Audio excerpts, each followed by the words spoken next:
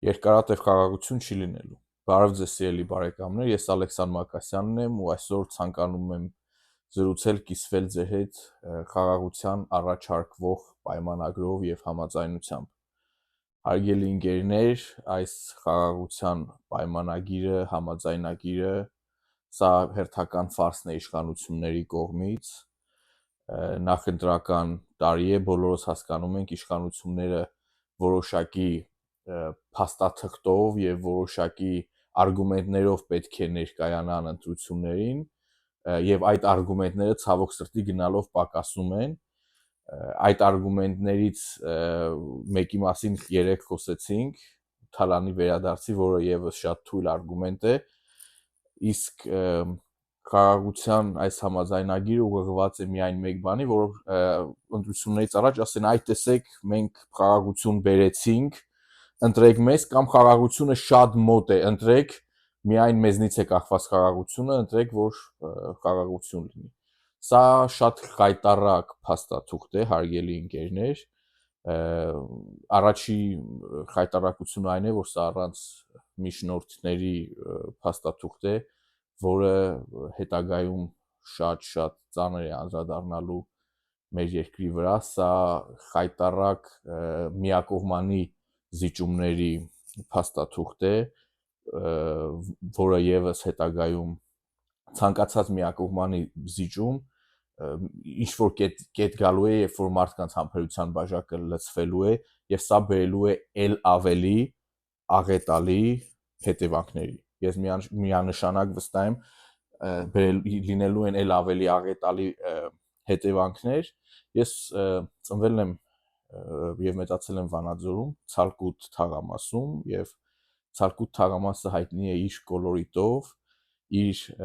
նիստուկացով եւ նաեւ ինչու՞ չէ նաեւ իր քրեական առկայությամբ։ Ուրեմն, երբ որ երկու մարդ կոնֆլիկտ են ունենում, մեկը ավելի ուժեղ, մյուսը ավելի թույլ, ուժեղը բնականաբար միշտ ճնշում է թույլին։ Թույլը հիմնականում երկու տարբերակ ուներ։ Քանի որ ինքը թույլ էր, ինքը իրանով չէր կարողանում պայքարել ուժերի դեմ, գնում էր մեծ աղբեր էր բերում։ Մեծ աղբեր բերում էր, մեծ աղբերը ճիշտ է թույլի կողմից էր գալիս, բայց հիմնականում նա չեզոք դիրք է զբաղեցնում եւ փորձում էր ուղղակի հաշտեցնել այնպիսի պայմաններով, որ այդ հաշտեցումից հետո որևէ կողմը այլևս ոչ մի քայլեր չանեին։ Հիմա այս պարագայում Հայաստանը թույլի կարգավիճակում է եւ փաստացի մենք այդ մեծ եղբայրն էլ չունենք, իսկ բոլոր հնարավոր մեծ եղբայրներին ասել ենք դու մեզ պետք չես, մենք մեր հարցերը կլուծենք, իսկ այդ պարագայում լինում է մի բան, ինչ որ տեղի ունենում հիմա Հայաստանի հետ։ Ուժեղը միշտ ճնշում է, նույնն էլ տեղի էր ունենում թաղում, Բաքում։ Սովորաբար ուժեղները ճնշում էին, այս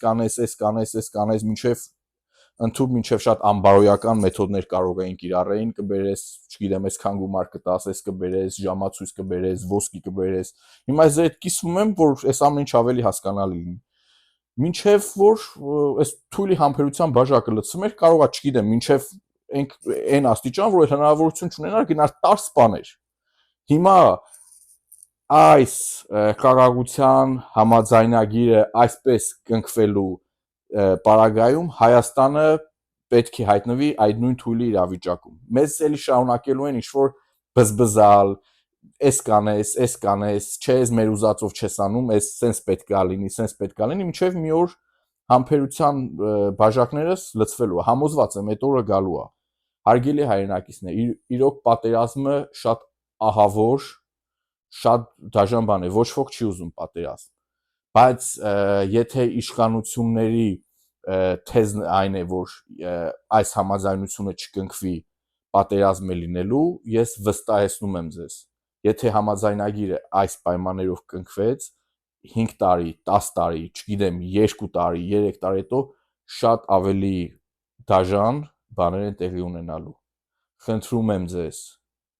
կարդացեք, շատ կարդացեք, հմեք մի նայեք,